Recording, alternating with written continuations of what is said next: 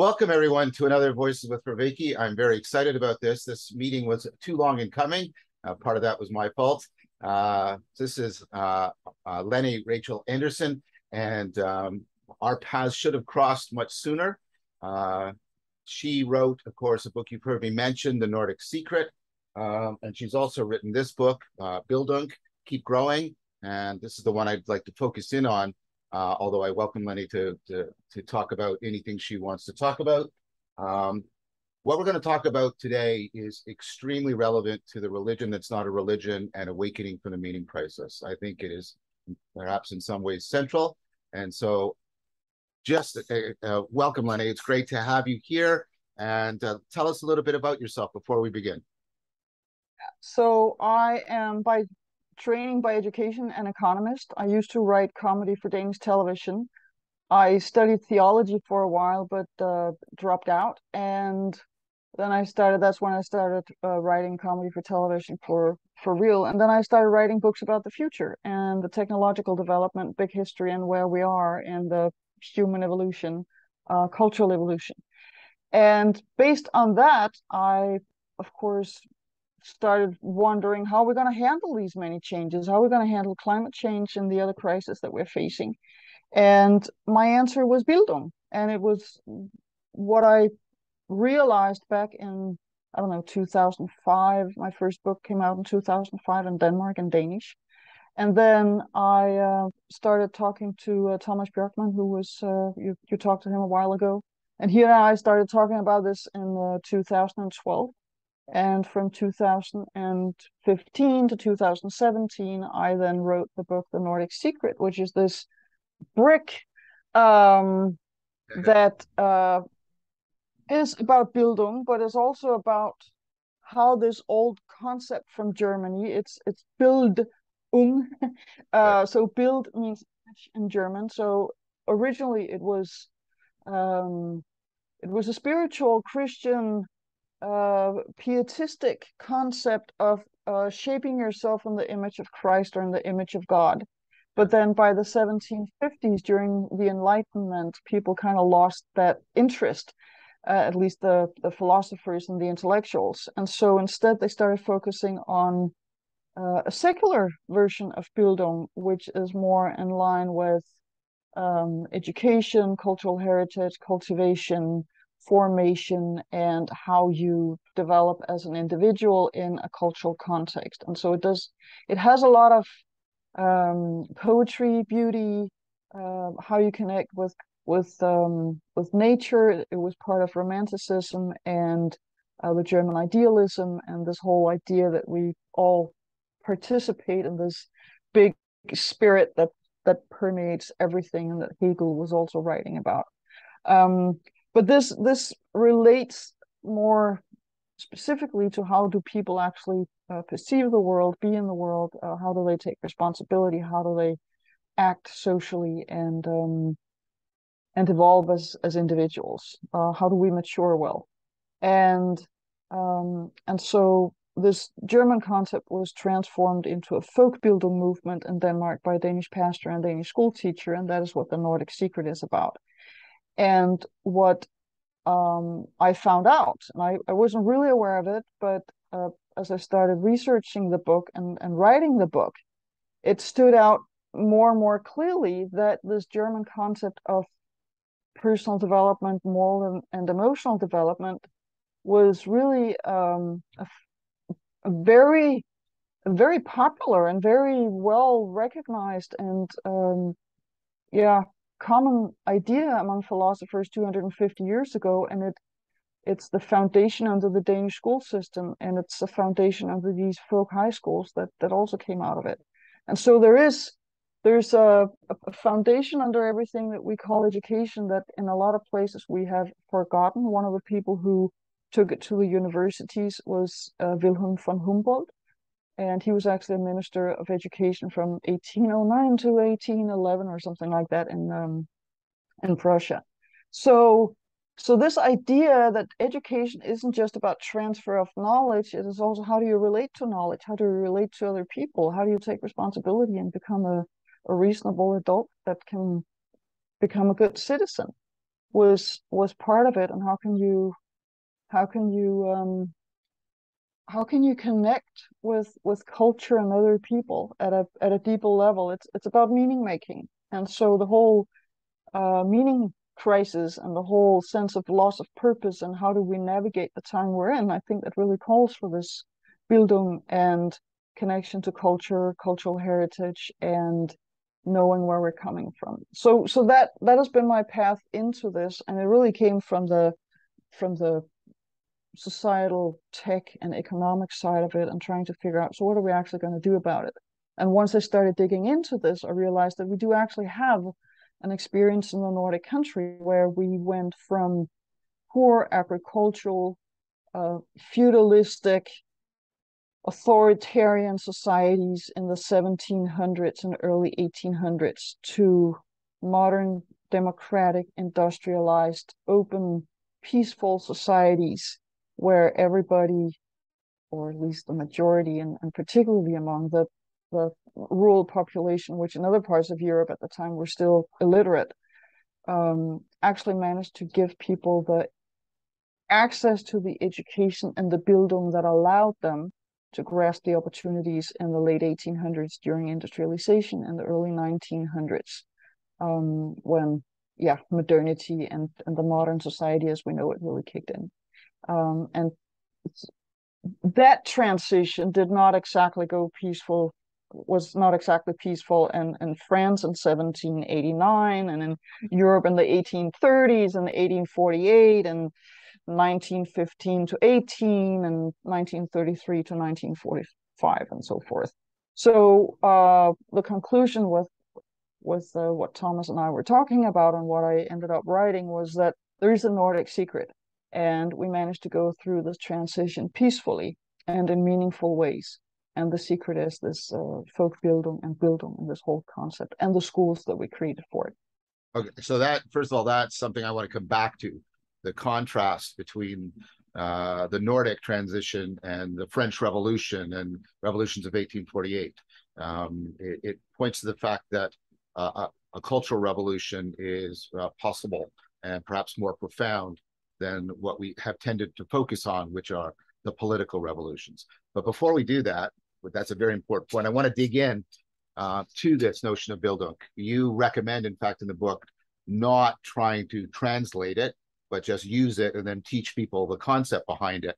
And I was impressed by the amount of work you put into doing this. You do a very long but clear and concise, nevertheless, a review of developmental psychology. You sort of present Bildung as this nexus between developmental psychology and then this progression, within philosophy, especially to figures like Herder and Goethe. And I wondered if we could talk about each one of those, like maybe the developmental psychology first and the philosophy stream, and then how you see them coming together. I think part of what we need to do here is really enrich this notion for people so they can get a sense of how it could be a vehicle for such profound transformation. Yeah, so when Thomas and I started the discussion about, so what are we going to do about the future? How is society going to go peacefully through all the changes that we're in? Thomas kept talking about ego development and developmental psychology, and I kept talking about Bildung. And we just, talked, away from each other and in all kinds of different wrong directions and misunderstood what each other were talking about. And then Thomas said, read Robert Kegan. Because he's at Harvard, that has to be scientific enough for you. And I was like, yeah, okay, that's okay. Because I thought that ego development was some sort of new age stuff that you would just,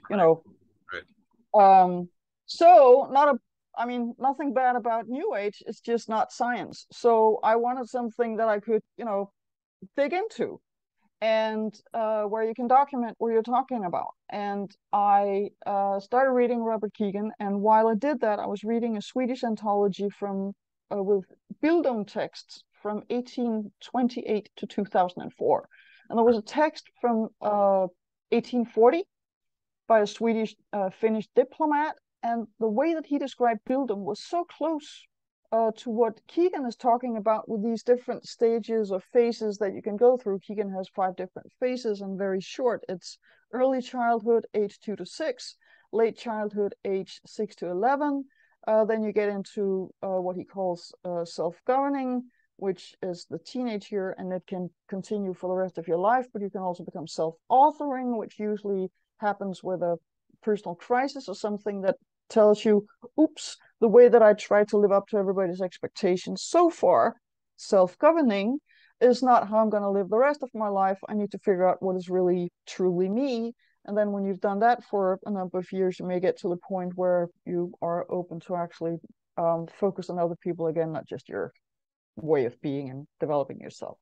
But what Snellman, as his name was, Wilhelm Snellman, this old diplomat, was writing about, matched the way that Robert Keegan is describing late childhood, the self-governing and the self-authoring. And I was like, are we talking about the same thing? Is Bildung and developmental psychology the same? And I eventually reached the conclusion that they're not, but they're describing the same phenomena, and they're working in two very different ways. So Right. developmental psychology is part of the academic world. You work in a relatively systematic way. There are peer-reviewed papers, and there's ways of making sure that you can document what you say. The Bildung idea, the way that people described Bildung 250 and 200 years ago, is philosophy.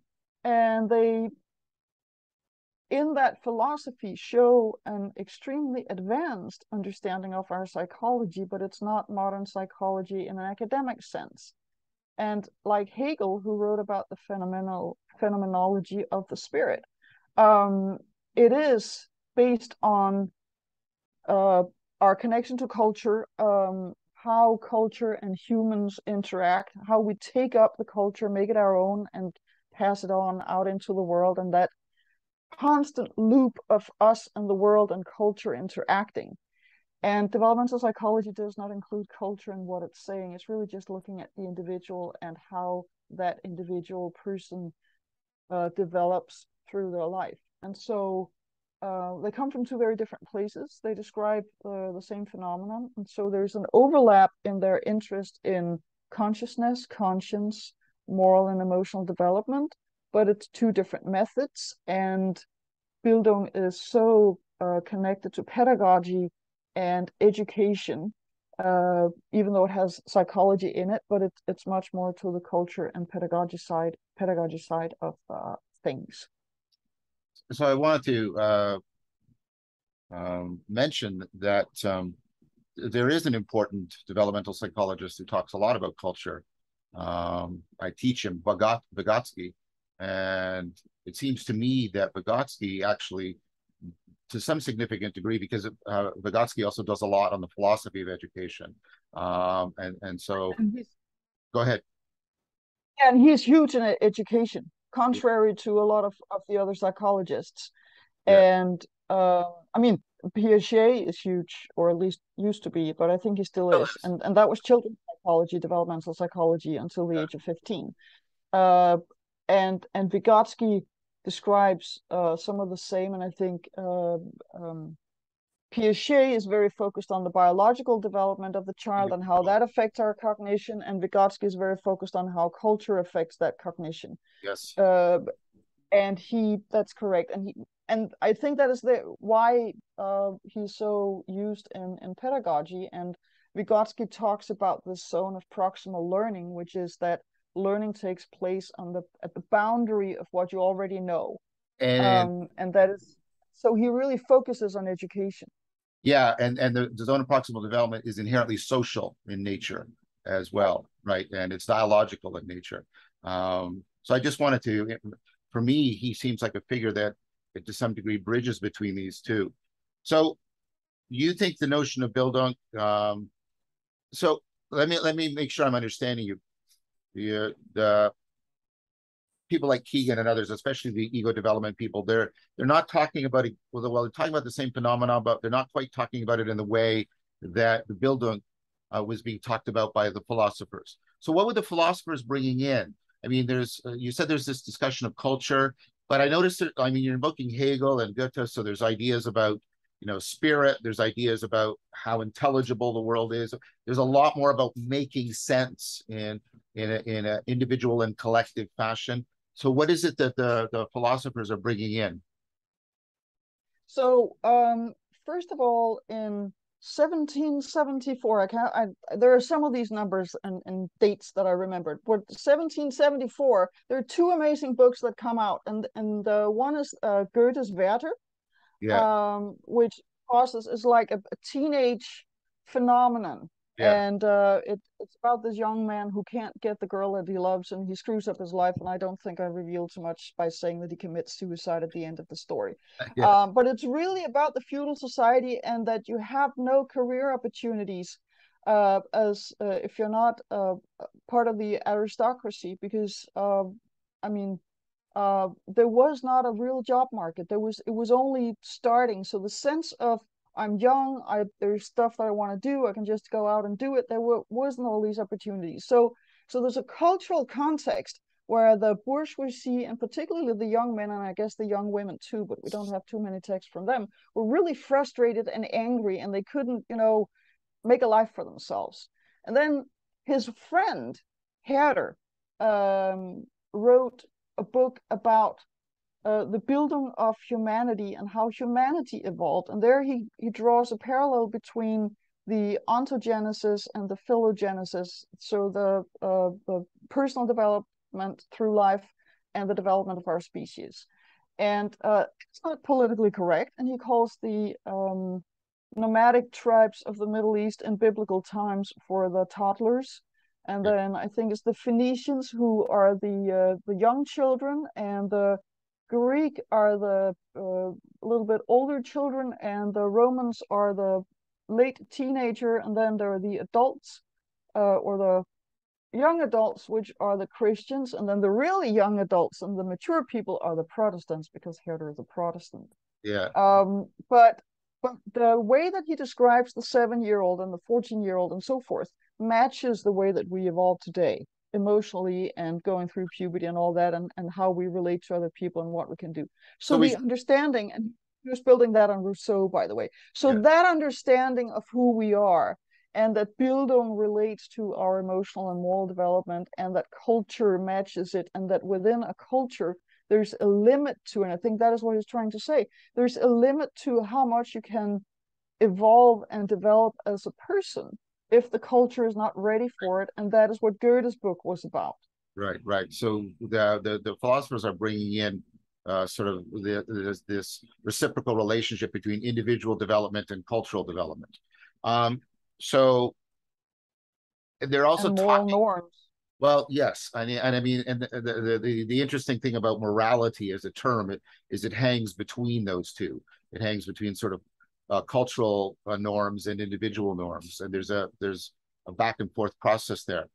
Um, but what it like is it fair to say this is an oversimplification? But I'm trying to get a note. I mean, it works with Keegan. It's about ego development. It's about the develop. Whereas in Bildung, especially in people like Goethe and the way there's the invocation often of Plato and Aristotle and the Stoics, it seems much more like the development of character and also the development of consciousness, the way in which you're sort of framing reality and making sense of it. Is that and that's not typically talked about very much in developmental psychology, even today. Is that a fair sort of contrast? Yeah, and right, and character is a really good. Thank you for bringing it up, because that is also what I think a lot of pedagogy has been about Yes. for the past 200 years. And also, when I mean, if we go back to Comenius, for instance, who talks about education that is, it sounds wrong when you say age appropriate, but I mean it has to match the cognitive capability of the children. So one of my sort of Bildung heroes is Friedrich Schiller, and he says that there are three different kinds of people. There are the people who are in the throes of their emotions, and they're not free because their emotions are, running them. Yeah. And then there's the people who are taking their clues from society and trying to live according to good taste. And they're not free either, because other people's expectations are dictating their life. And then there's the free person who, and this is the interesting thing, he says, the transition or the transcendence of this mode of being goes through aesthetics. So you need some calming aesthetics that can sort of align you with society and the emotions in society. And once you're there and you live there and you're part of society and you're, in tune with society, then at some point you need the invigorating aesthetics that, like, oh wow, I have my own feelings. And so it's a connection between your own feelings and the emotions in society or the norms in society. And when you have both of them inside you and you kind of, struggle with them, that is when you're free, because you can choose which of them to follow. And the context for it is really interesting because he writes it in the aftermath of the French Revolution. And his big question, along with other thinkers, is why could the French not handle political freedom? Why did the French Revolution become such a bloodbath? Yes. And then he says, well, it's because we have all these emotional people. And so once they have decapitated or at least caught the tyrant, they want to see blood, and then they just, go for more. And then Yeah. you have all these people who take their clues from other people and they just run with the people with the strongest emotions. The only people who could handle political freedom would be this free person. And so, in order to have political freedom, which was the big question for the bourgeoisie in the 1790s in Europe, definitely inspired by the American Revolution. And I also read what's his name, David Graeber and David Wengrow's The Dawn of Everything. So perhaps even inspired by the indigenous nations and tribes and people in the Americas, but definitely by the American Declaration of Independence and the American Constitution. Who can handle political freedom? And if you look at Keegan and sort of see, okay, so where does Friedrich Schiller and Keegan fit? Then we have the old child, the self-governing, and the self-authoring. And without using the same words, Friedrich Schiller is really saying only the self-authoring can handle political freedom. He doesn't know he's saying that because he's 200 years earlier than Robert Keegan. But I have not seen anybody else in political science or philosophy who make that the connection between political development, political responsibility, political freedom or democracy, as we call it now. That's two different. Yeah, well, I think it's the same. To some extent, it's the same. And our capability of actually handling that. And what happens when you are a self-authoring person or the free person, as Schiller is talking about? Well, you can handle that other people want something else out of life than you do. You can handle that people are offending you without letting it eat you up. You can distinguish yourself from your emotions. You can handle that somebody is saying something really horrible, and then you can disagree with them, and you can tell them to, go somewhere else with your, ways of looking at people with either the wrong sex or gender or lifestyle or color or whatever it is that you don't, like, that you say, things about in nasty ways. But I do not allow myself to, freak out about it, and I can still keep a civil discourse even when I meet stuff that's maybe horrible that I disagree with and so forth.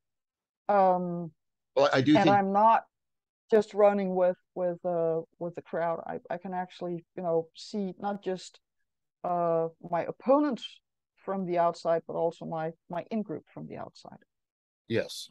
I mean, I think that those connections that Schiller is making in the aesthetic education of man, sorry for the sexist term, is but it's deeply influenced by Plato and Aristotle, the Stoics, because they talk a lot about this. Epictetus, only the educated are free, and this very. So what I hear you saying is, there's maybe the three things that are being trained. There's obviously character, and then, as you were describing with Schiller, there's comportment, how you are towards the world, your orientation and stance, and then consciousness, the kind of flexibility you have, the ability to take other people's perspective.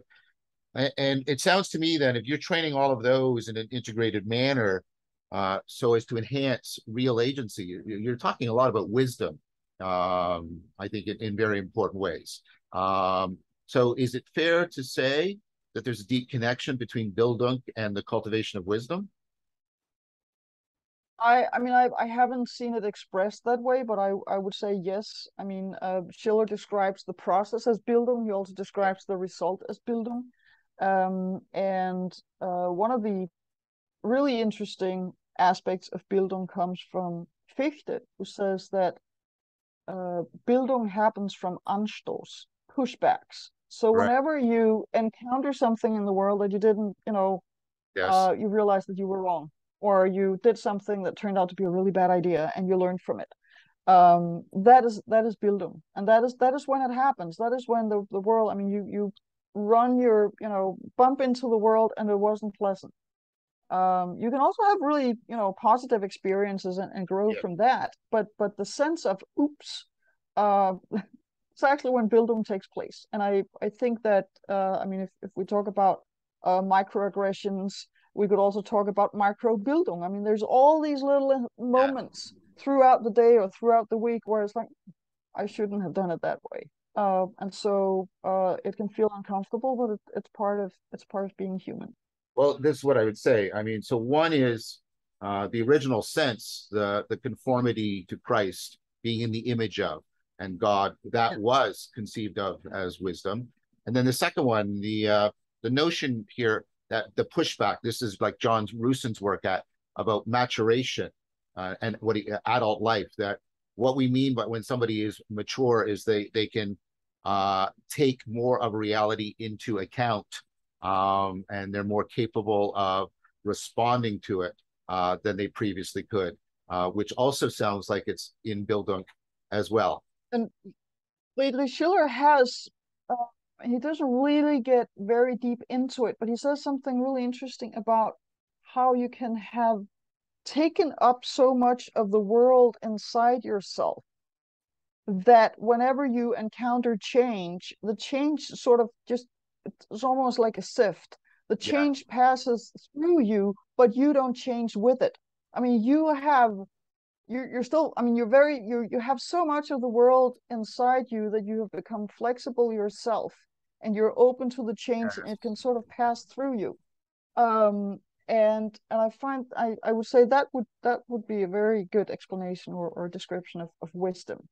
yes, And it also then entails that you actually encounter the world, that you go out there, and that you make mistakes, and you do stupid things, and you say stupid things, and you work a job that wasn't what you planned to do, but it's a period of your life, and then you move on.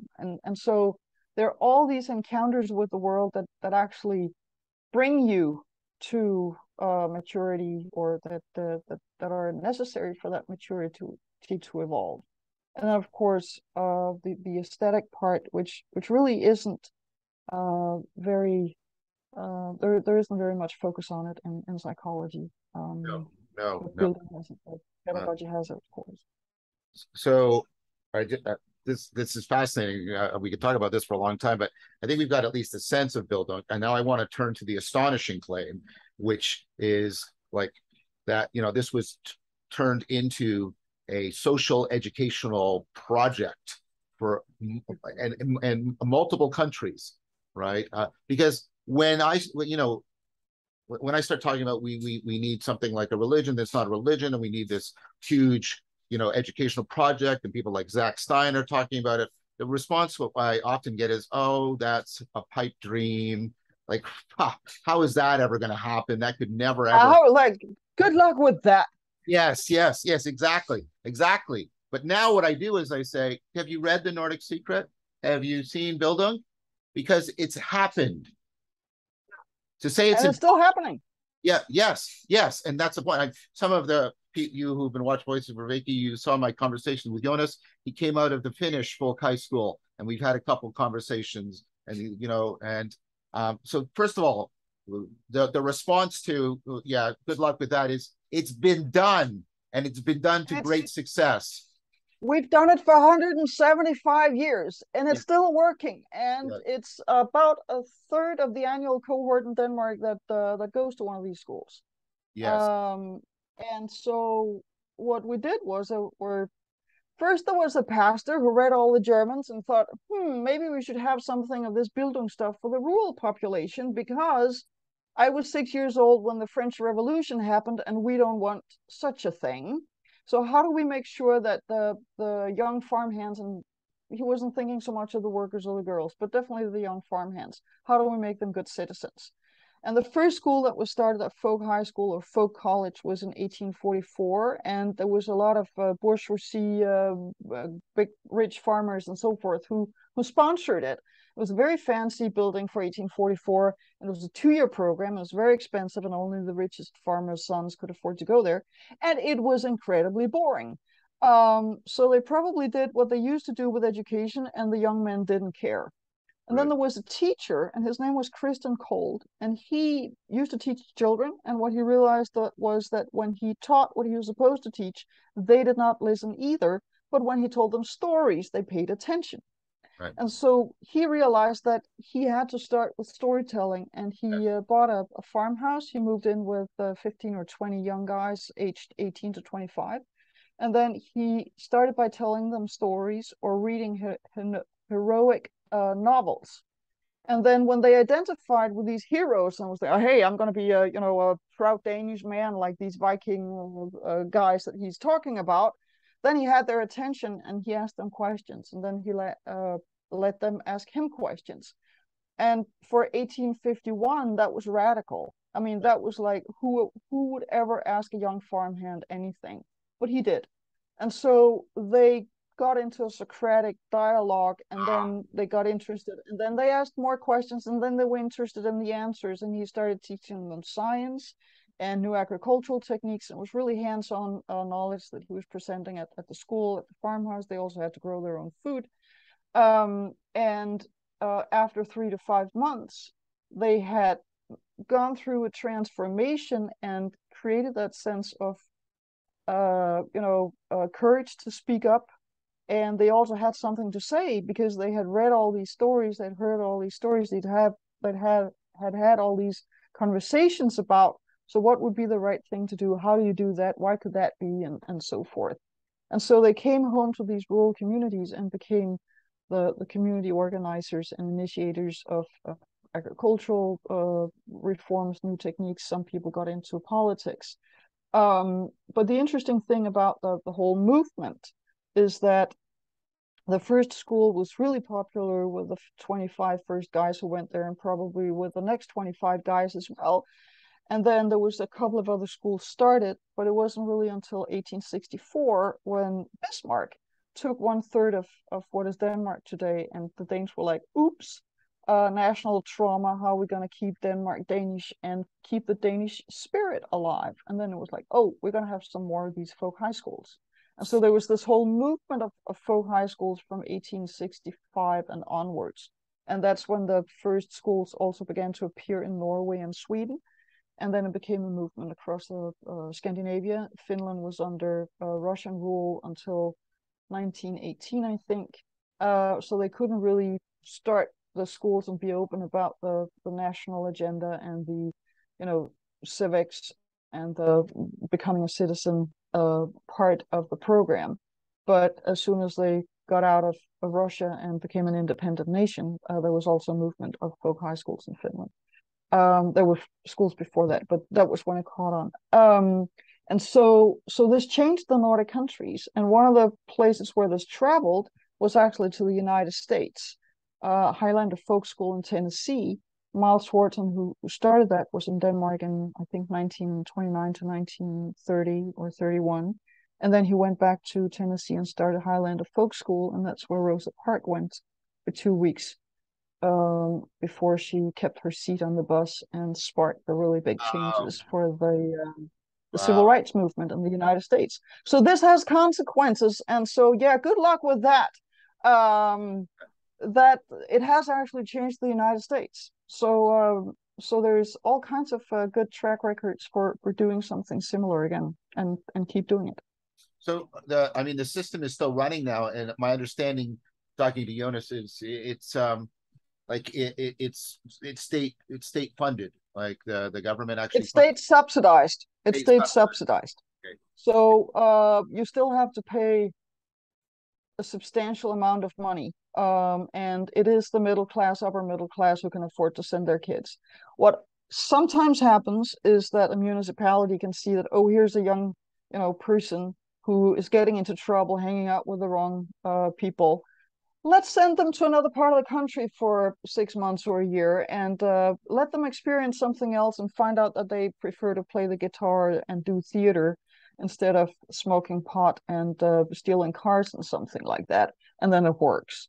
But the schools are also very adamant about they're only taking young people actually interested in being there. They're not a social pedagogic project that can handle other social problems.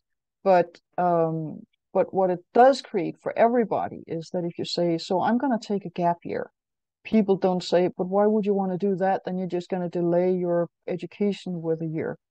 People will say, oh, that's wonderful. What are you going to do? Are you going to go to a folk high school? Or are you going to travel around the globe? Or are you going to work? What are you planning to do?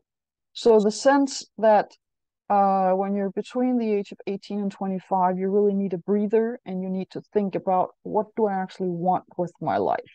What would be the right thing for me to study?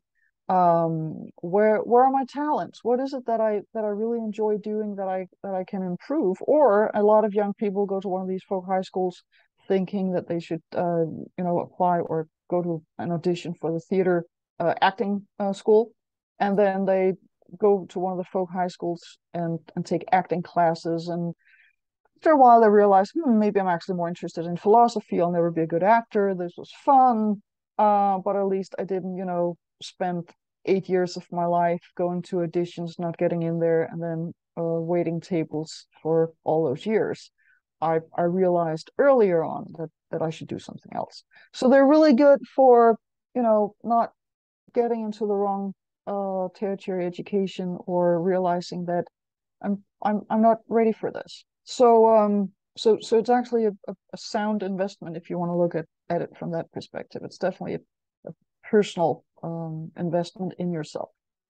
So that leads into the next question then. Like, first of all, I note that sounds like most of the time you're living together as a community, Yes. these schools. So that we can talk in a minute about that, why that's important.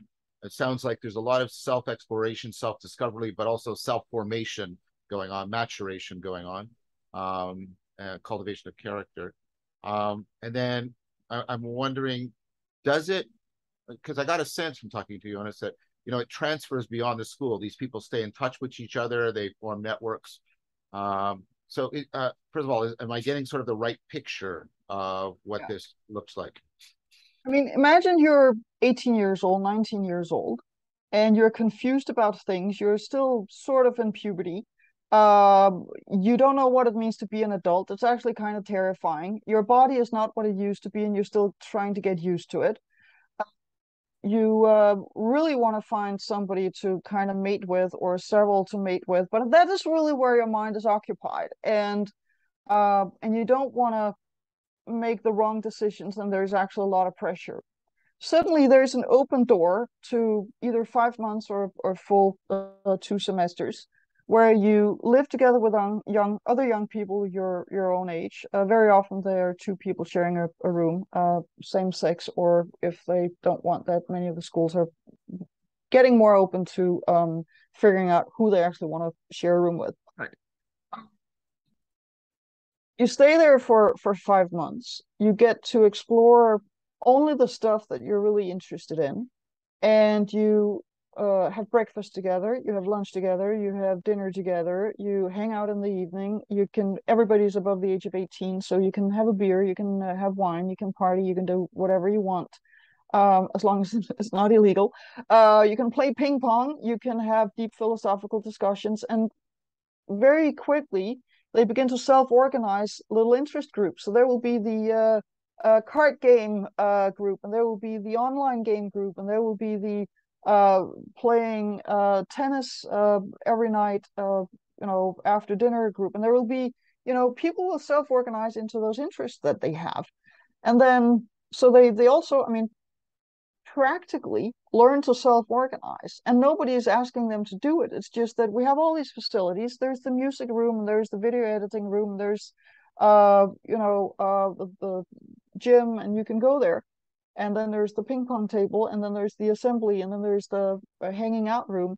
You just figure out what you want to do with your evenings, and you're there with anywhere between 40 and 150 other young people your own age, and nobody, and there are a number of really brilliant things about this. The schools are very homey, and that was part of Christian Cole's philosophy from the beginning. So it cannot be an intimidating space. You have to feel at home so that you dare ask questions and show the vulnerable sides of yourself. And as I think Jonas said, I mean, the first couple of weeks or the first month, and I've heard that from teachers as well, everybody is doing their makeup and the clothes and everything because they want to make a good impression. And then after a month, everybody's just wearing, sweatpants and old T-shirts, and you really feel at home. And so it becomes a very tolerant, open place for making mistakes, which is just the right time of your life to make mistakes and to have them, accepted, and the adults seeing what you're struggling with. And in most of the folk high schools, at least some of the teachers live at the folk high school, so that you get to know them and you see their spouse and their kids, and it does have this homey feeling. And there are no exams, and there's a really good reason for having no exam, because life is the exam. So what are you going to do with your life when you get out of here and you go back to, being an adult and making serious decisions about your life and your life choices? And without that pressure, you're actually free to appreciate what you learn. And I just spoke to somebody who is a headmaster or a director of one of our universities, and she was giving feedback on, it was not some folk high school students, but it's a folk high school alternative teacher education, and they were writing one of their projects, and she was giving feedback to that, and because it was not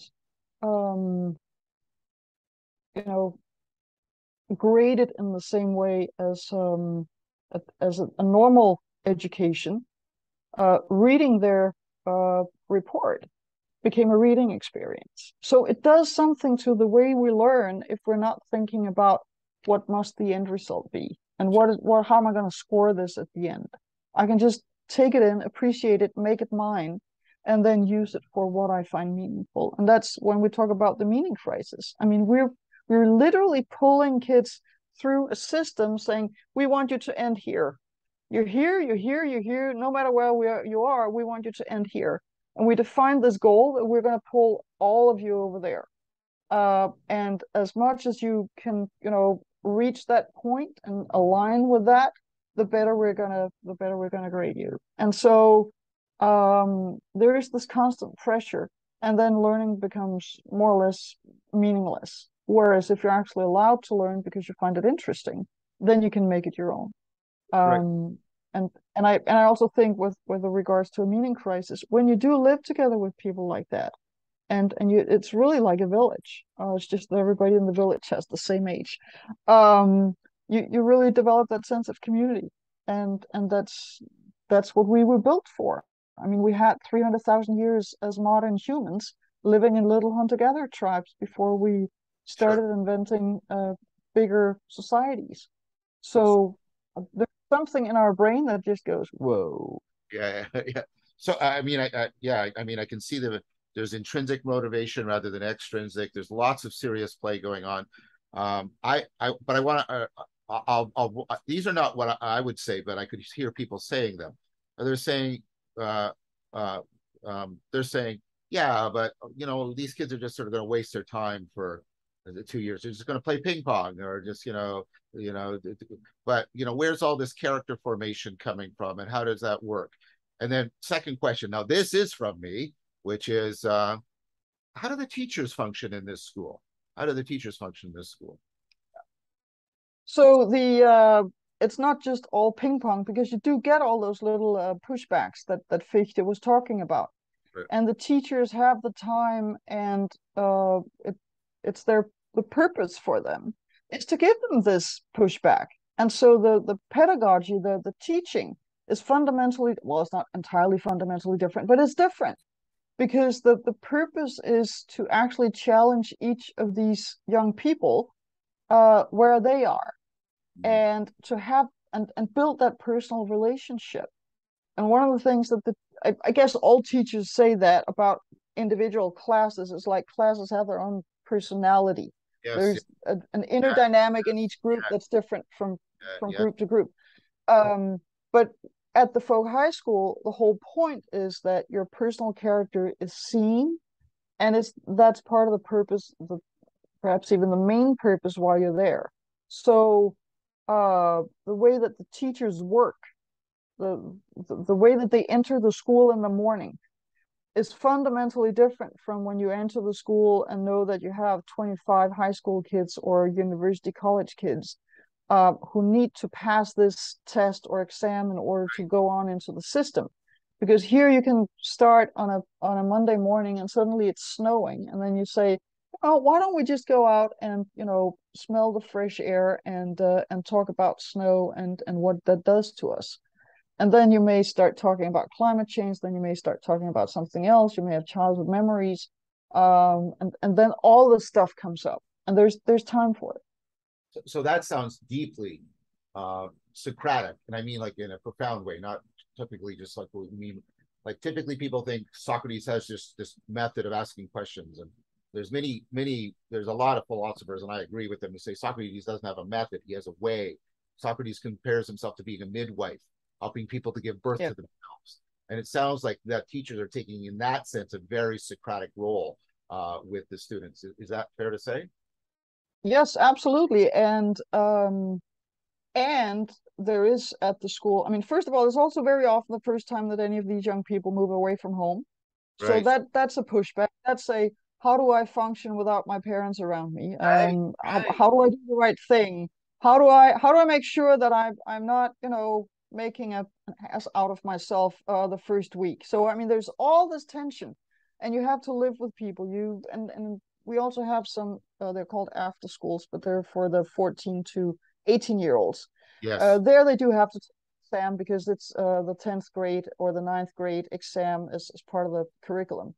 But there are some of the schools that take away the cell phones from the kids after 8 o'clock at night, because they want them to go to bed and not be on their cell phone and actually talk to their roommate and not, Yeah. ruin their sleep. They, I don't think they do that at the folk high schools because they're 18 and adults. But there is a culture around, I'm with these people. I'm not gonna, Yeah. be Yeah. on the Yeah. screen all.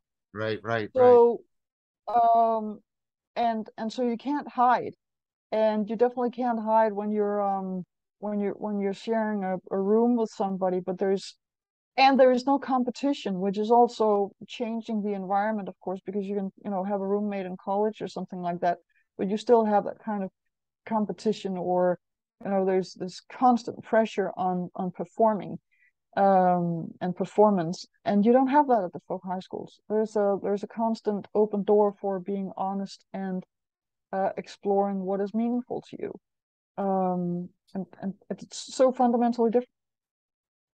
So we're coming close to the end of our time, and I want to give this space to you now, because and you obviously, I mean, this is coming through in both books, and you've mentioned it here. You see this as a powerful way to respond to the meaning crisis, and a powerful way, with Thomas, of responding to what the two of you called the meta crisis. Um, so I think we made a very good case for Bildung as a thing, and for the possibility of this socio-cultural, pedagogical, institution. Um, what would you say to people who still nevertheless say, well, that won't work, that's not going to work, that we can't? I mean, I think they're coming off now as a little bit just stubborn. But what I want to give you space to is, how can this realistically, really realistically, help to respond to the meaning crisis and to the meta crisis? The first step is to realize that this has happened. It is real. It is true. It goes on, and it's been going on for 175 years. Yes. It has been exported from Denmark out into three other societies where it became a movement. It has been exported across the Atlantic to the United States, where it has had a huge impact, even though the format was changed in some ways because Highlander, I don't think they ever had like 5 month scheduled sort of organized chunks of time. They had people coming in and out. What's her name? Bernice Johnson and the other black teacher who was there. I just forgot her name. I mean, they started literacy programs, reading programs for the black workers outside of the school Right. in Tennessee, and they started uh, teaching them to read by having them read the UN Constitution of Human Rights because they were adults and they needed to know their human rights. And then they read the labels on soup cans and they read the Sears catalog. So they were really creative about what kind of reading material was appropriate for these adults who were in the very concrete situation of not getting to vote because they couldn't read the things that you needed to be able to read in order to register as a voter in the United States. And so that was part of Highlander's program. But what changed Rosa Parks was that she was at Highlander for 2 weeks, and it was not allowed to eat together black people and white people in Tennessee in the 1950s. They did that nevertheless at Highlander Folk School. And as far as I know, it was the first time that Rosa Parks had sat down with white people at the same table Yeah. and had a meal. And so that sense of things can be different, Yes. I count. There's something inside me that wasn't allowed to, be exposed ever before. I am suddenly participating in something I couldn't even imagine existed. And oh, by the way, I want the same rights as all these other people who then happen to be white. And so this is powerful stuff. And Martin Luther King Jr. was part of it, and Pete Seeger was there, and it was Miles Horton who started the school. It was his wife who took this old spiritual and created We Shall Overcome. So I mean, there is so much culture coming out of Highlander Folk School, and it's still there. It's called Highlander Center, and it has been through a few ups and downs. But this is part of the American history, and so yeah, good luck with that. It has already had an impact, and we can do that again. We can do it again. We can do Mm-hmm. it. That seems to be a very good place to end. So, Lene, I wanted to thank you so much for coming and for making this eloquent, elegant presentation. And I strongly recommend both books, The Nordic Secret, Bildung.